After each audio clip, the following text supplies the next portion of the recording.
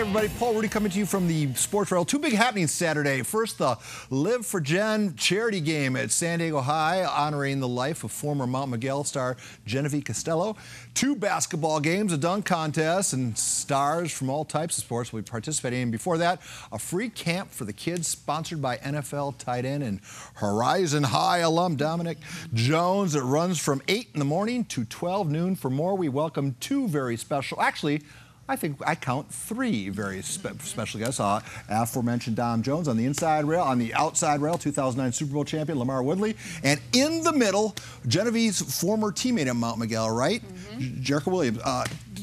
First of all, can you tell people who Genevieve was? Jen was San Diego native through and through, born and raised in Spring Valley, went to Mount Miguel. Won 3 CIF titles there. She was a four-sport athlete in high school, went on to UC Davis for a full basketball scholarship and graduated there and really left her legacy here. Was diagnosed with breast cancer 2013. We lost her in 2016. No, 13. We lost her in 2000? Yeah, she was diagnosed April 2013, passed away 3 weeks later. 3 weeks later? Yeah. So we lost her in 2013, and now this is, in what year is this event? It's the 5th annual event, but it's 4 years. And we're raising money, obviously, for breast cancer awareness. Yes. In her name. Absolutely. Which brings in these, the bookends. Exactly. So let's start over here on the inside rail. How did you get him? I saw him play at Horizon when they were, mediocre team. Yeah, exactly. And then we reconnected professionally. He's a professional athlete, and I work with professional athletes as a publicist. And so when he found out what I was doing and working together, thought he'd do his inaugural football camp in honor of Live4Gen. And how do you get this guy? Lamarr, how did you get into this fiasco? I mean, you just hear about, the great things they do in the community, giving back with the football camp, and also raising money. So anytime that you can lend a hand helping that, I had no choice but to be involved. And you do special things back in Saginaw. Can you talk about some of the things you're involved in? Yeah, and that's why that's one of the reasons for me coming here. They're doing something similar to what I do in Saginaw. Putting on events and bringing the community back together, and letting the other young kids know, hey, there's somebody that's in this can be a football player one day, or showing kids how to give back and raise money. Man, that's a role model. A lot of guys are doing it. I mean, I think it's very cool. Well, obviously, you're doing it. Can you talk a little bit about the football camp and how many kids are going to be on that football field tomorrow morning? Yeah, we actually got 150 to sign up. So our capacity right now, we're thinking we'll maybe get about 200 with about 50 walk-ups. So it should be a good day. I mean, we're coming out. Have a lot of fun with the kids. Got a lot of young kids coming out there, so it's going to be trying to get them going and teach them the rules and the fundamentals of football. I mean, obviously, the kids are going to be a wide range of talent. Yeah. It's more about having a good time and just positive energy more than it is learning how to be a down lineman. Yeah, I mean, it's not for the kids. Just trying to give them out there, give them a Saturday to run around a little bit, give the parents a little bit of a break from running around with their little 5-year-olds. So just give them a chance to come out there and have a little fun. We might want to run this video again. The last time we saw you were playing at Qualcomm Stadium. We're in a Dolphins jersey, wearing some very special cleats. It's the 3rd-year anniversary of the passing of Tony Gwynn. Do those cleats still exist? You still have them? They do. They're at home right now. Got a chance to come out here and just being from San Diego. And Tony had just passed, so I just figured it was a way just to honor him and all the great things he did here and also in the community. All right, and how often do you look at that Super Bowl ring? How often do you wear it? I don't wear it. Why is that? You look at how they make the rings now, they're ridiculous, man. It's too big. You can't be walking. Too much stress on the elbow? Yeah, you can't be walking out here in no ring that big, so it's put up somewhere safe. Well, we have the video.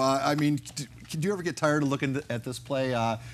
The Kurt Warner, everybody, Lamarr, how often do you think about that play against Kurt Warner? It was a huge play. You got like the veteran said, you got to take advantage of the opportunity while you're there.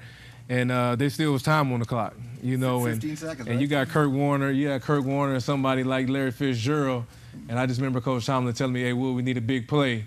And there you see I made the big play. But the only mistake I did in that game, Brett Kiesel asked me after that play right there, Lamarr, do you want this football? I said no. Oh! And he won't give it back right now.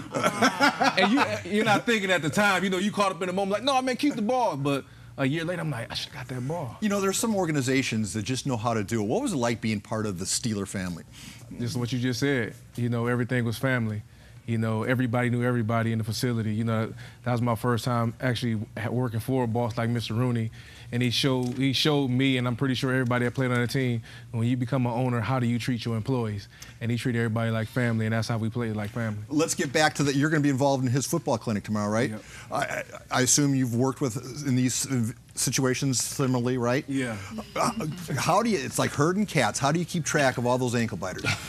I mean, we got a lot of coaches out there, so the coach is gonna have a lot of kids on their hands. So we just hopefully they come out there and get their job done. And your message to the kids is? Hey, it's about hard work. You know, never giving up. You know, no matter what you do. I'm pretty sure if you have some young ladies out there, you know, they can play football. So the thing is about just hard work, having kids come together, learn about working together, because football teaches you a lot. You never have to buy a drink in Saginaw, right? I mean, you're a god there, right? Oh, hey. I do what I do.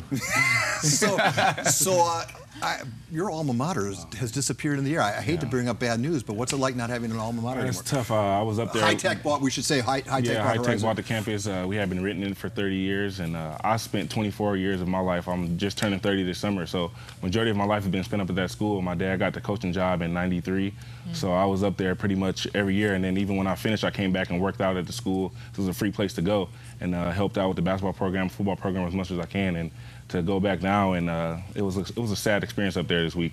People were crying and just wondering what they're going to do as far as next year goes. So it's going to be tough.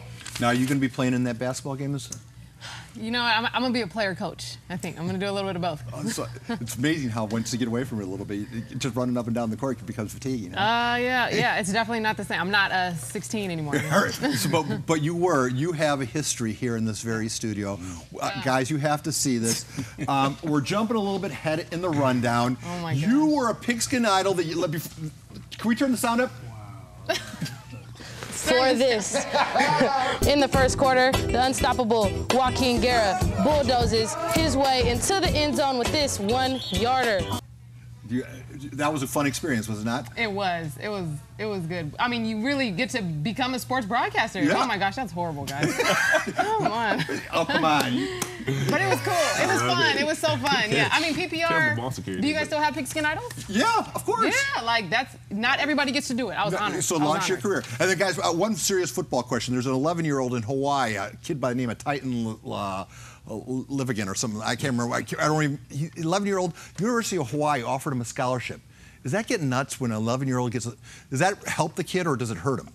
Like we were saying, I was talking to some people about that the other day, and you don't even know what you want to do at 11 years old. You don't know if you want to play football, basketball, baseball. You just gotta feel great. Yeah, you don't know. I mean, he might have a strong arm or whatever position he plays. Probably quarterback because that's the only development you can see at that age. Yeah. So you just never know. I think it's a bad idea to be offering kids that early.